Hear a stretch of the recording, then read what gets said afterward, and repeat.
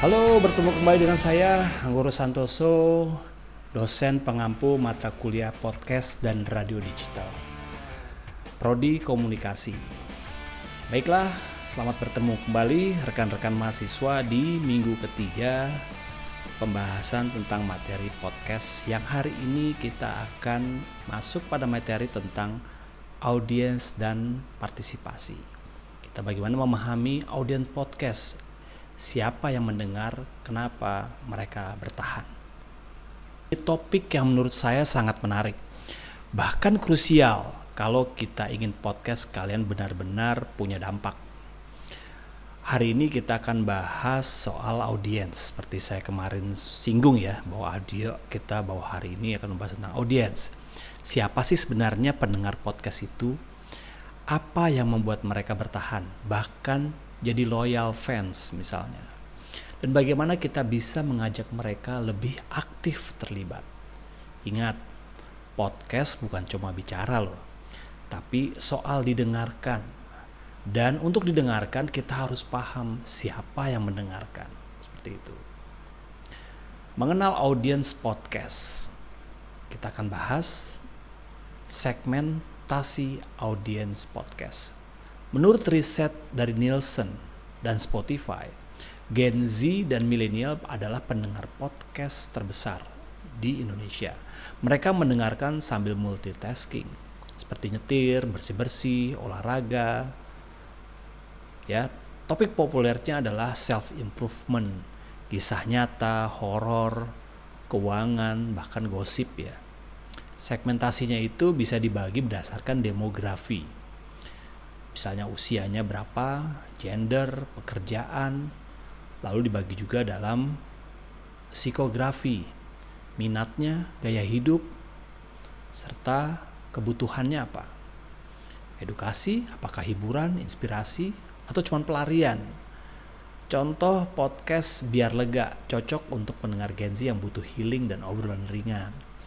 30 hari 30 Days of Lunch disukai milenial yang haus insight karir dan kehidupan. Partisipasi audiens. Audiens podcast itu sekarang bukan pasif. Mereka itu kirim pertanyaan, bahkan curhat, bahkan ikut polling di IG, bikin fan artnya, share klip ke temen, bantu promo di komunitas.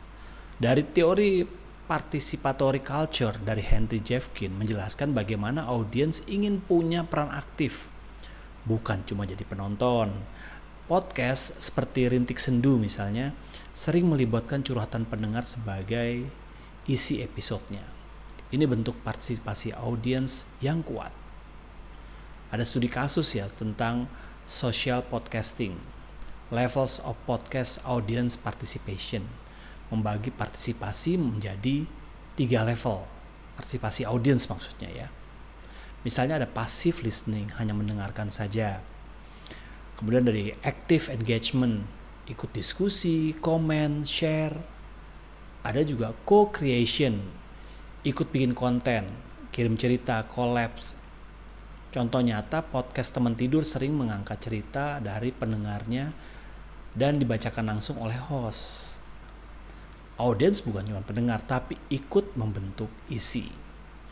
Itulah bagaimana kita sebelum membuat sebuah podcast, tahu betul bagaimana kita bisa mengetahui siapa audiens kita. Ya, tidak hanya podcast ya, semua ya. Semua bentuk misalnya promosi, marketing, itu membutuhkan yang namanya target audiensnya siapa. Itulah yang membuat nanti sebuah podcast atau sebuah promosi, produk dan lain-lainnya itu ada pembeda, ada segmentasinya sendiri, sehingga akan dibuat tuh konten-konten yang memang cocok relate dengan pendengarnya atau konsumennya. Itulah pentingnya bagaimana kita sebagai kreator atau kita sebagai marketing tahu tentang bagaimana mengetahui bagaimana siapa pendengar dari podcast, siapa pengguna dari produk kita gitu ya. Oleh karena itu, sebelum kita membuat karya, kita tahu dulu siapa audiens targetnya siapa. Misalnya anak-anak, orang tua, apakah milenial, Gen Z, atau mungkin generasi X atau boomer mungkin. Nah, inilah yang menjadi pembeda dari sebuah karya podcast yang kita bisa nikmati sesuai dengan target masing-masing. Itulah materi tentang bagaimana kita bisa kita bisa membuat sebuah target audience untuk bisa pesan atau kita dapat membuat sebuah karya itu sesuai dengan sasaran atau sesuai dengan audiens yang memang kita tuju. Demikian video pembelajaran kita pada minggu ini tentang target audience, mengenal audiens yang sangat penting sebelum kita membuat karya, membuat produk, atau membuat campaign, sehingga pesan yang kita sampaikan itu bisa tepat di sasaran, tentunya dengan efisien dan efektif. Demikian video pembelajaran pada hari ini. Sampai bertemu pada video pembelajaran berikutnya di minggu selanjutnya.